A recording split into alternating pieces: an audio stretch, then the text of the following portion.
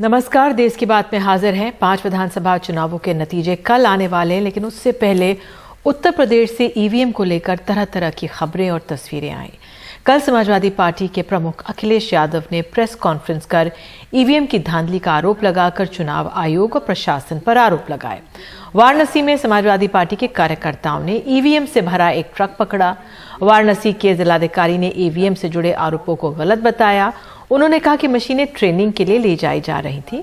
इसी मुद्दे पर हमारे साथ है पूर्व मुख्य चुनाव आयुक्त SY कुरैशी। बहुत बहुत धन्यवाद सर समय देने के लिए। मेरा पहला सवाल आप ही से है, कल जो अखिलेश यादव ने ईवीएम पर प्रेस कॉन्फ्रेंस कर आरोप लगाए हैं, वाराणसी से तस्वीरें भी जारी हुई, क्या आंकलन है आपका? देखिए, अखिलेश यादव जी बहुत सीनियर नेता हैं और अगर वो एक एलिगेशन लगाते हैं तो उसको पूरी गंभीरता से लेना चाहिए। और अब तक इलेक्शन कमीशन ने टॉप लेवल पे उसकी इंक्वायरी कर ली होगी और उसका जवाब आ चुकना चाहिए था, क्योंकि इतना टाइम तो है नहीं कि वेट करते रहेगी पूरी दुनिया, पूरी नेशन। तो अब तक उसका जवाब आना चाहिए था। तो इस स्पेसिफिक केस में क्या हुआ, सारे फैक्ट ऐसे हैं जो वेरीफाई हो सकते। कभी कभी ये भी होता है कि जो जवाब मैंने सुना था टीवी पे ही कि डीएम ने कहा कि साहब ये तो ट्रेनिंग के लिए थी, तो उसमें भी ट्रेनिंग आज के वक्त में जब काउंटिंग कल होनी है, कोई भी मशीन, बल्कि राउंड द ईयर पूरे साल भी कोई भी मशीन स्ट्रांग रूम से किसी भी कारण निकाली जाती है, चाहे वो कोर्ट में पेश करने के लिए या किसी और चीज के लिए, वो सभी लोकल लीडरशिप को बता के निकाली जाती है। स्ट्रांग रूम का ताला कभी चुपके से नहीं खोला जाता। तो आज के हालात में ये मशीनें कौन से स्ट्रांग रूम से निकल के गई, जहां पे पोल्ड मशीनें पड़ी हैं वहां से गई या किसी और जगह से गई, ये सब पब्लिक नॉलेज में होना चाहिए था, ताकि इसको पॉलिटिकल पार्टी के रिप्रेजेंटेटिव उसके ऊपर वॉच रख सकें। और इसमें ट्रांसपेरेंसी बहुत जरूरी होती है और परसेप्शन सबसे इंपॉर्टेंट चीज है कि नॉट ओनली ईमानदारी पूरी होनी चाहिए बल्कि ईमानदारी दिखनी चाहिए। बिल्कुल, ये बहुत अहम हो जाता है। तो चुनाव जीतने के लिए हर राजनीतिक दल बहुत परिश्रम संघर्ष करता है और उनकी कोशिश रहती है कि ईवीएम सुरक्षित रहे। प्रोसेस क्या होता है कि ईवीएम सुरक्षित रखने का? देखिए, एक तो स्ट्रांग रूम हमेशा लॉक एंड की में होता है। उसका नाम ही स्ट्रांग रूम इसलिए है कि वो जैसे ट्रेजरी है, वो उस तरह इसके अंदर रखी हुई हर चीज सेफ होती है और वो राउंड द ईयर गार्डेड होती है बाय द आर्म्ड पुलिस, बल्कि पैरामिलिट्री फोर्स। तो particularly after the polling day, जब पोल हो के मशीनें आती हैं, स्ट्रांग रूम में रखी जाती हैं। एक तो हर मशीन सील्ड होती है और उस सील के ऊपर जो पोलिंग एजेंट होता है उस पोलिंग बूथ का, उसके सिग्नेचर्स होते हैं। और अगर जरा भी उससे टिंकर करने की कोशिश गई, उसका एक स्पेसिफिक इंडिविजुअल नंबर होता है और वो जो स्लिप है जो मशीन से जिससे सील की जाती है, ये सिक्योरिटी प्रेस जहां पे हिंदुस्तान की करेंसी छपती है, ये वहां की छपी हुई होती है और उसके ऊपर इंडिविजुअल नंबर होता है। जरा सी भी टिंकर करने की कोशिश की जाए, जानबूझ के वो डेलिकेट रखी गई है, तो वो मशीन, वो स्लिप जो है फट जाएगी और वो मशीन डिस्कार्ड कर दी जाएगी, उसके में से काउंट नहीं किया जाएगा। कि जब किसी भी पोलिंग स्टेशन पे पोलिंग कंप्लीट हो जाती है तो उस वक्त उस मशीन को एक पेपर सील से सील कर दिया जाता है जी। और वो पेपर सील जो है उसके ऊपर एक नंबर होता है जो यूनिक नंबर है, जैसे हमारे नोटों के पास नोट पे होता है यूनिक सिंगल नंबर, वैसे नंबर उस स्लिप पे भी है। और वो स्लिप भी हिंदुस्तान के सिक्योरिटी प्रेस, नासिक या और जो प्रेस है वहां पे ही छपती है जहां पे हिंदुस्तान की करेंसी छपती है। और जानबूझ के वो जो पेपर स्लिप है डेलिकेट होती है कि अगर उसको कोई टिंकर करने की कोशिश करेगा तो वो फट जाएगी। उसके ऊपर जो पोलिंग एजेंट्स हैं वो उस पे साइन करते हैं और उस मशीन में कितने वोट उस दिन पड़े थे वो सबको बता दिया जाता है कि भाई जैसे 643 वोट पड़े, सबको मालूम है। उस मशीन का नंबर सारे एजेंट्स के पास होता है। अब ये मशीनें लेके जाई जाती हैं स्ट्रांग रूम में। स्ट्रांग रूम में जब तक मशीनें आती रहती हैं, रात तक, लेट नाइट तक आती रहती हैं, स्ट्रांग रूम जब तक खुला होता है लेकिन पूरी तरह सिक्योर्ड होता है कि उसमें 3 टियर की सिक्योरिटी होती है। इनर मोस्ट में पैरामिलिट्री, उसके बाद स्टेट की आर्म पुलिस और उससे के बाद डिस्ट्रिक्ट की लोकल पुलिस, ये 3 टियर की सिक्योरिटी होती है। प्लस लोगों का विश्वास रहे तो पॉलिटिकल पार्टी के जो एजेंट्स हैं वो 1-1.5 महीने तक इस स्ट्रांग रूम के बाहर बैठे रहते हैं और वहीं पे सोने का इंतजाम है, खाने पीने का इंतजाम है, ताकि 24 घंटे की विजिल उनके ऊपर रहे। ऐसी सूरत में वहां से किसी मशीन को निकालने का काउंटिंग डे से पहले, काउंटिंग डे कल सुबह 6:45 के करीब मशीन स्ट्रांग रूम खुलेगा, वहां से मशीनें निकालनी शुरू की जाएंगी। उससे पहले मशीन निकालने का कोई मतलब ही नहीं। अब ये जो डीएम साहब ने किसी ने कह दिया कि साहब ये तो हम ट्रेनिंग के लिए ले जा रहे थे, तो ये अनयूज मशीन थी, रिजर्व में से थी, ठीक हो सकती है, बात ये हो सकती है, लेकिन ये मशीनें कहाँ रखी थी, कहाँ से निकाली गई और क्या स्ट्रांग रूम से निकाली गई? तो वो तो हो ही नहीं सकता। वो स्ट्रांग रूम तो नॉट ओनली वो गार्डेड है बाय पॉलिटिकल पार्टी एजेंट, बल्कि उसके ऊपर जब ताला लगता है उस ताले के ऊपर एक कपड़े की सील लगाई जाती है और उस सील के ऊपर भी लोगों के दस्तखत होते हैं, ताकि जब वो कल सुबह जब ये 7 बजे स्ट्रांग रूम खोला जाएगा तो पार्टी के एजेंट आके देखेंगे कि हमारे सिग्नेचर वहां इंटैक्ट है कि नहीं है, सील बदली तो नहीं गई। तो इतने फुल प्रूफ सेफ गार्ड हैं कि ऐसी सूरत में ये मशीनें कहां से लाई गई, यहाँ पे ट्रांसपेरेंसी होनी चाहिए। और मैंने सुना कि कमिश्नर साहब ने कहा प्रोटोकॉल वायलेट हुआ, कि ये तो पॉलिटिशियन को कॉन्फिडेंस में लेके करना चाहिए कि भाई आज हम फला जगह से ये मशीनें निकालेंगे, इस पर्पज के लिए निकालेंगे, आओ तुम हमारे सामने, तुम्हारे सामने हम इसको खोलेंगे। तो ऐसा क्यों नहीं किया गया? तो ये इस वायलेशन की वजह से ये भ्रम पैदा हुआ। बिल्कुल, आप ये सही कह रहे हैं कि कहां से ये निकाली गई हैं और क्यों नहीं राजनीतिक दलों को इसके बारे में सूचित किया गया, बड़ी बात है। सर, समाजवादी पार्टी ईवीएम चोरी का आरोप लगा रही है, अखिलेश यादव कोर्ट की बात करें, आखिर जो शिकायत करता है उसकी सुनवाई कैसे होगी? देखिए, अगर ये मशीनें जो थी जो पकड़ी गई, ये मशीनें क्या पोल्ड मशीनें थी या नहीं थी, ये तो एक ऐसा फैक्ट है जो प्रूव हो सकता है।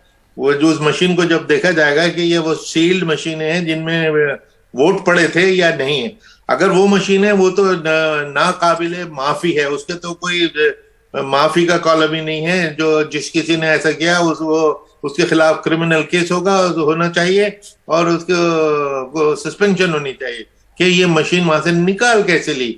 दूसरे, अगर ये अनयूज्ड रिजर्व मशीनें, जिसका मैं समझता हूँ ज्यादा संभावना है, वो मशीनें भी कहीं से भी आप उठा के वो कहीं ऐसे वैसे नहीं पड़ी रहती हैं, वो भी स्ट्रांग रूम में होती हैं।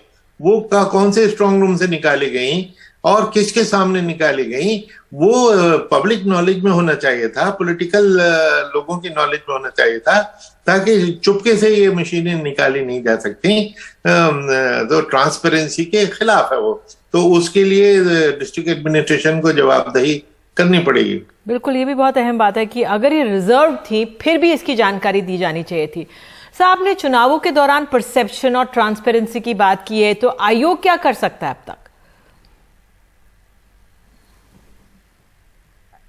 देखिए, सुझाव बड़ा ही सिंपल है कि जो इलेक्शन कमीशन की ऑलरेडी स्टैब्लिश गाइडलाइन है, इलेक्शन कमीशन कोई नई संस्था नहीं है, 70 साल से काम कर रहे हैं और सिस्टम को बेहतर से बेहतर बनाते चले जा रहे हैं।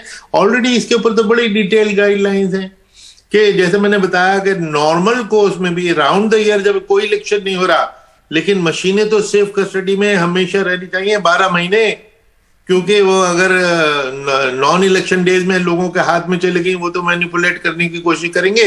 तो 12 महीने हर machine, every single machine guarded होती है और उसको स्ट्रांग रूम से, अगर अदालत में जैसे कोई केस चल रहा है उसमें पेश करने के लिए 10 मशीनें निकालनी है, 2 मशीनें निकालनी है, तब लोकल पॉलिटिकल पार्टी के लोगों को नोटिस दिया जाता है कि भाई कल सुबह 10 बजे हम ये स्ट्रांग रूम खोलेंगे, वहां से हमें 10 मशीनें निकालनी है, आप लोग आना चाहो तो आ जाओ, बल्कि इंसिस्ट किया जाएगा कि आप लोगों की मौजूदगी में होगा। तो जब मशीन का कमरा खुल ही नहीं सकता बगैर पॉलिटिकल पार्टी के रिप्रेजेंटेटिव के मौजूद हुए, तो ये बाकी की मशीनें हवा में कहां से उड़ती नजर आती हैं, इसका कोई स्कोप नहीं है इलेक्शन कमीशन के रूल्स में। बिल्कुल। तो सर, जो ईवीएम का तो एक माना जाए कि आप प्रोटोकॉल जो है वो वायलेट हुआ है।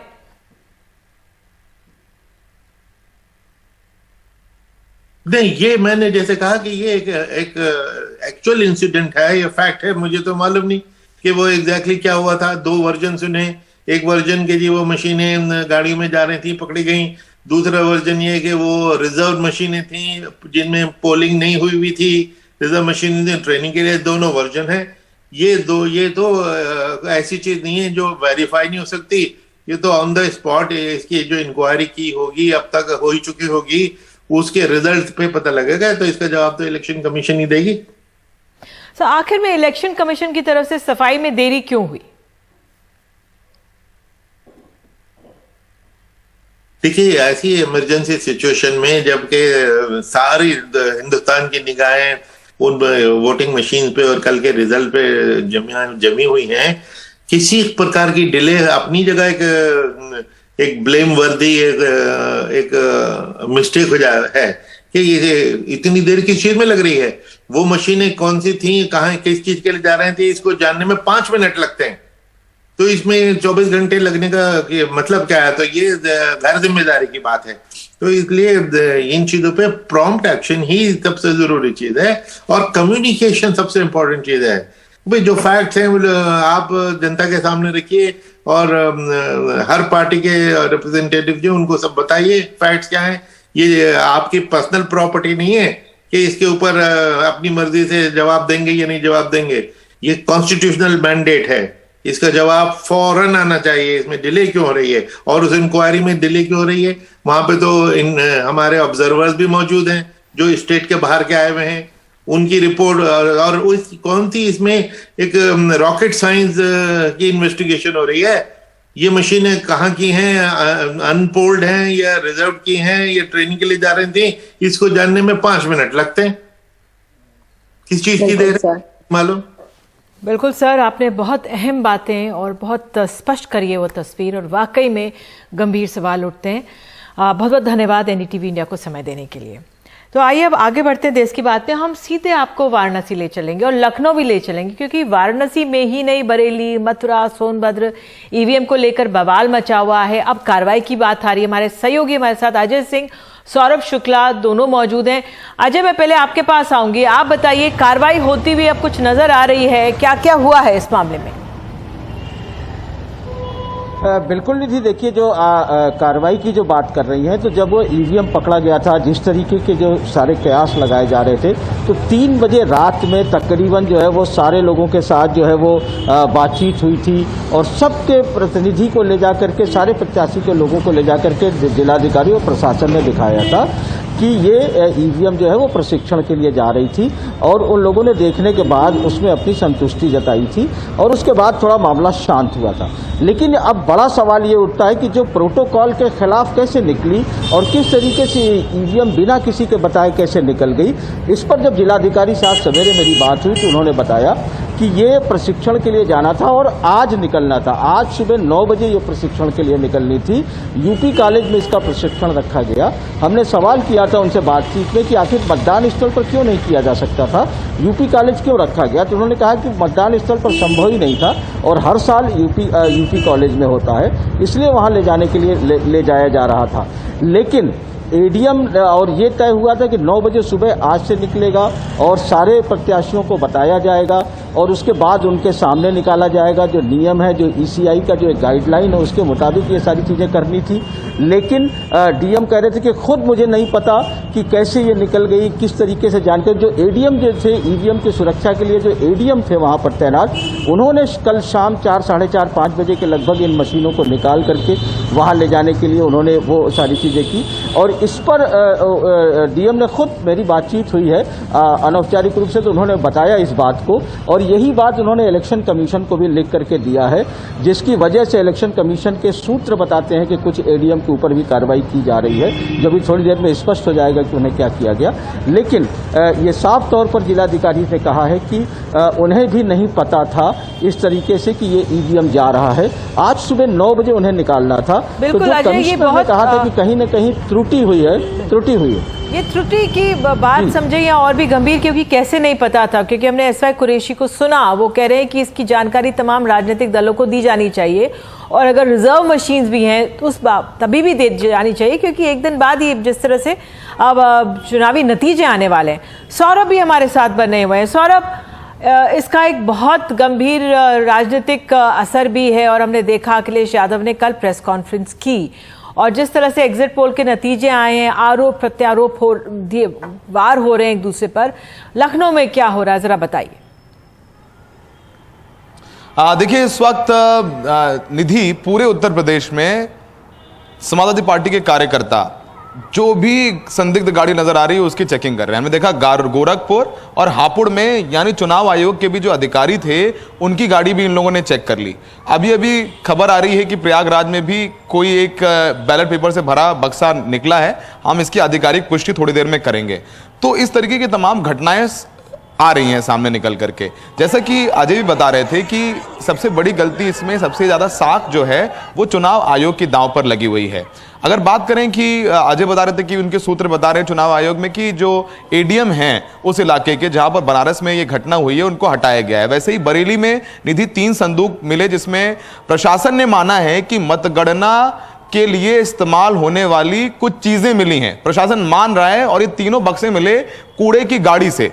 इसको लेकर के एसडीएम आरओ है उस इलाके की, उसको हटाया गया है। यही सोनभद्र में भी कुछ ऐसी लापरवाही हुई, वहां भी एसडीएम आरओ को हटाया गया है। ये दोनों जो बरेली और सोनभद्र के जो ये कार्रवाई हुई है दोनों आधिकारिक हैं और बनारस को लेकर के भी आधिकारिक पुष्टि होने वाली है। देखिए निधि, अखिलेश यादव को लगता है कि इस बार बैलेट पेपर को लेकर के उनको काफी वोट पड़ा है। पुरानी पेंशन योजना को लेकर के सरकारी कर्मचारियों ने उनको वोट किया है और हमने देखा है जब चुनाव आयोग गिनती करता है, मतगणना करता है, तो बैलेट पेपर चूंकि धीरे धीरे लगता है टाइम, तो हो सकता है उसको आखिरी में बाद में बैलेट पेपर की गिनती की जाती है। तो अखिलेश यादव को लगता है कि अगर बैलेट पेपर की गिनती पहले हो जाएगी तो उनको लाभ मिलेगा। कल उन्होंने इसका तर्क भी दिया है कि पिछले चुनाव में 47 सीटों पे जीत हार का अंतर 5000 के अंदर था। तो यही वजह है कि अखिलेश यादव कल एक मैसेज देना चाहते थे। उनको लगा कि उनका जो कार्यकर्ता है वह एग्जिट पोल के नतीजों के बाद थोड़ा सा उसका मनोबल गिरा है। तो कल यही वजह थी कि उनकी बॉडी लैंग्वेज थोड़ी सी अग्रेसिव थी, वो काफी क्रांति की बात कर रहे हैं, जिसकी वजह से आज देखेंगे पूरा दिन समाजवादी पार्टी के कार्यकर्ता काफी ऊर्जावान था। उनका काडर में काफी मनोबल आया है ताकि वो जो पोलिंग वाले दिन हैं वो वहां पर रहें। कार्यकर्ता लखनऊ की ईवीएम स्ट्रांग रूम के बाहर गए, उनके कार्यकर्ता कह रहे हैं जब तक एक वोट काउंट नहीं हो जाएगा, भले ही रात के 11 या 12 बज जाएं, जब तक जीते हुए प्रत्याशी को सर्टिफिकेट नहीं दे दिया जाता है वो स्ट्रांग रूम नहीं छोड़ेंगे। तो देखिए लखनऊ में इस समय अखिलेश यादव अपने तमाम कार्यकर्ताओं से बात करके कह रहे हैं कि आप लोग गिनती कराइए, मतगणना में किसी भी तरीके की कोई लापरवाही होनी नहीं चाहिए। और दूसरी तरफ भारतीय जनता पार्टी के जो लोग हैं उनका कहना है कि ये चुनाव हार रहे हैं, एग्जिट पोल के नतीजे बता रहे हैं कि हमारी लैंडस्लाइड विक्ट्री है, उनके ये आरोप प्रत्यारोप है। और हो सकता है जो हमारे सूत्र बता रहे निधि की थोड़ी देर में चुनाव आयोग एक कुछ बड़ी कार्रवाई भी कर सकता है जिसको लेकर के अभी बैठक चल रही है। तो फिलहाल काफी कुछ होना बाकी है। मतगणना भले ही कल है, लेकिन बड़ी ईमानदारी की बात है कि रिपोर्टर्स को आराम नहीं है, तो आज रात में भी काफी कुछ होने वाला है। फिलहाल उत्तर प्रदेश में स्थिति यह है, लखनऊ से लेकर के बाराबंकी, बलिया, ग्रेटर नोएडा से लेकर के बनारस तक सपा के कार्यकर्ता स्ट्रांग रूम जो ईवीएम का है वहां पर डटे हुए हैं और चौकसी बरते हुए हैं। उनका कहना है कि उन्होंने वोट दिया है तो उसकी सुरक्षा भी वो कर रहे हैं। प्रशासन को ऊपर उन पर अविश्वास है। बिल्कुल, और सही बात है। आप दोनों जुड़े, अजय और सौरभ, बहुत बहुत धन्यवाद। चुनाव आयोग के उत्तर प्रदेश में साख पर जरूर सवाल उठा है और उनको तुरंत जल्द से जल्द इस पर जवाब देना चाहिए। बहरहाल कू ऐप के जरिए जो नेतागण हैं वो अपनी राय सामने रखते हैं। तो कू क्या है? आरएलडी की नेता हैं पायल महेश्वरी ने, उन्होंने कू करा है कि बरेली में कचरा गाड़ी में बैलेट पेपर से भरे 3 संदूक और कुछ मोहरें मिली हैं। पहले एग्जिट पोल से माहौल बनाया गया है जिससे गड़बड़ी होने पर भी लोगों को सही लगे। और इसी पर राजेश्वर सिंह जो बीजेपी के हैं उन्होंने भी कू किया है। उन्होंने लिखा है समाजवादी पार्टी की घबराहट, बौखलाहट और गायब मुस्कुराहट से ईवीएम खुलने से पहले ही परिणाम घोषित कर दिए गए हैं। बहरहाल देश की बात में एक छोटा सा हम लोग ब्रेक ले रहे हैं और आपको आगे ले चलेंगे कि बांदा में किसने और क्यों किया है हंगामा, बताएंगे।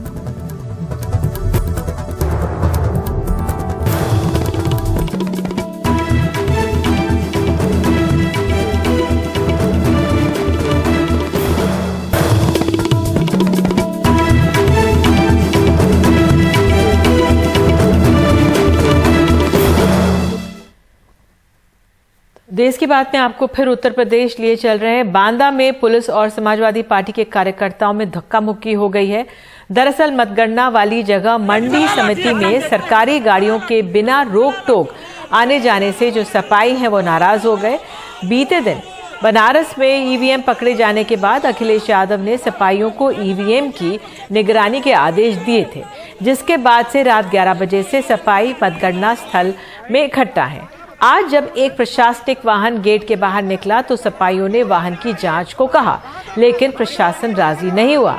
इसी के बाद विवाद बढ़ गया। उधर मुरादाबाद का भी बता दें आपको, मुरादाबाद में भी बवाल हो गया है, जहां समाजवादी पार्टी के कार्यकर्ताओं ने स्ट्रांग रूम के बाहर हंगामा किया।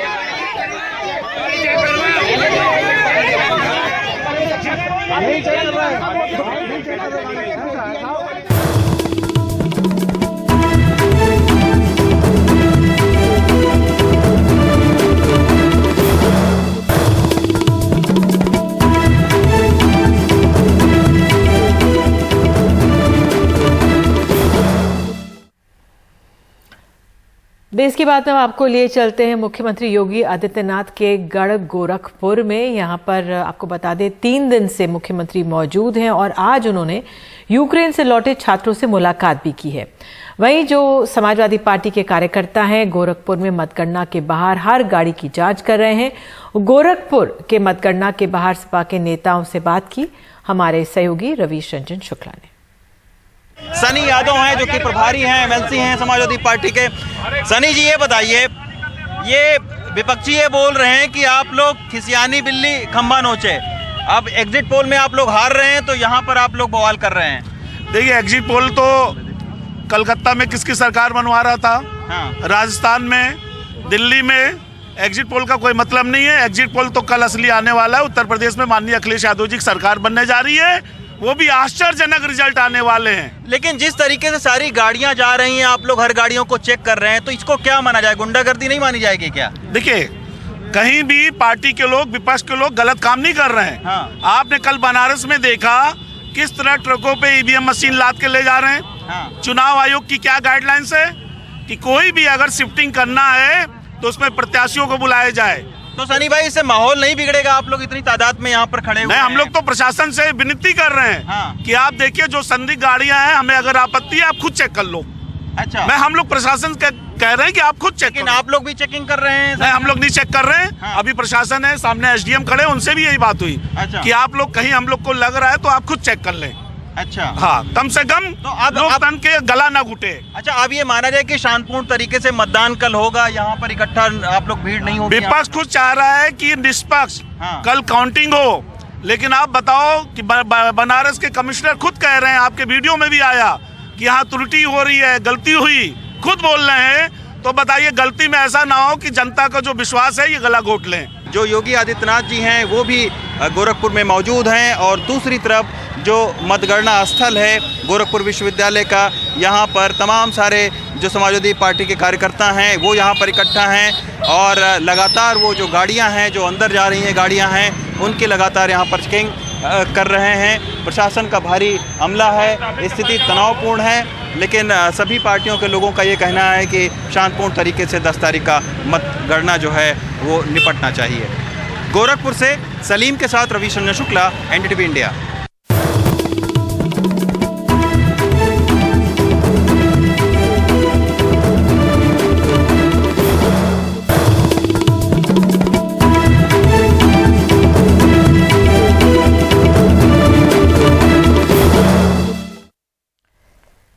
देश की बात में खबर है पंजाब से जुड़ी हुई। भगवंत मान ने एनडीटीवी से कहा है कि मुख्यमंत्री बनते ही कैबिनेट में पहला फैसला जो लिया जाएगा वो ये होगा कि सरकारी दफ्तरों में अब मुख्यमंत्री की नहीं, भगत सिंह और बाबा साहेब अंबेडकर की फोटो लगेगी।